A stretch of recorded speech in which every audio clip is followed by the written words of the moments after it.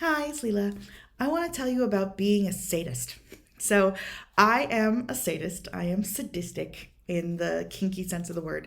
Um, I am a person who likes to inflict pain on other people. That can mean a lot of different things. I know a lot of people who like to inflict pain because of the joy it gives the submissive who is receiving the pain. For me, that's definitely part of it. That's definitely a big part of it. I like to see the pain and pleasure both when with my subs. But I also find a particular joy and power in being the person that wields the aggression within the context of a defined scene. So we've negotiated everything. There are safe words, all very ethical and above board and very much caring for safety. But I was a victim and I was a victimized child.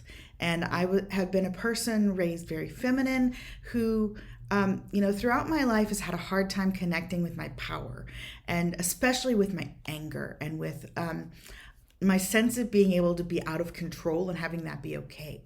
That was something that was expressly punished when I was a kid. And I find that being the sadist, that taking joy in causing pain and discomfort for someone, in the context of this greater scene where they're also getting a lot of getting what they want, and I know that that gives me a sense of connecting to a certain energy in me that gives me just this rush of strength, this rush of feeling strong, and then the wrapping up the scene and then having the aftercare where aftercare is so important in kink.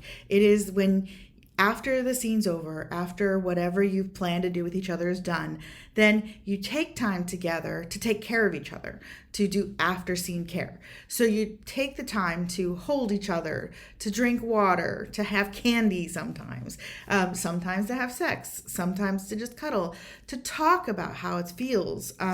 And good aftercare, the aftercare, the way I like to do it anyway, is right there after the scene, first and foremost, making sure that everyone's feeling good about how things are, that anything that was opened up gets put away enough that people feel good about functioning. And I mean that mostly emotionally, but certainly caring for anything physical as well.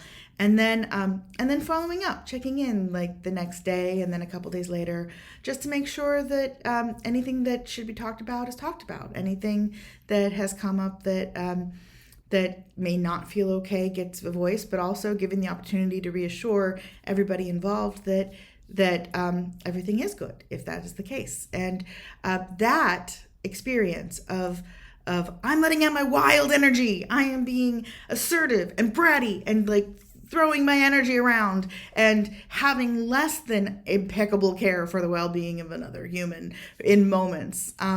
That is an acceptable thing to do and that it works out so everything's okay and everybody feels good about it after.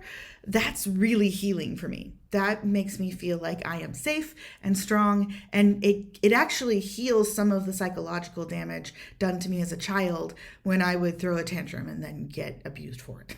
So for me, that really helps. It helps a lot, and I find it really therapeutic. So anyway, that is why I like to be a sadist. Have a good day.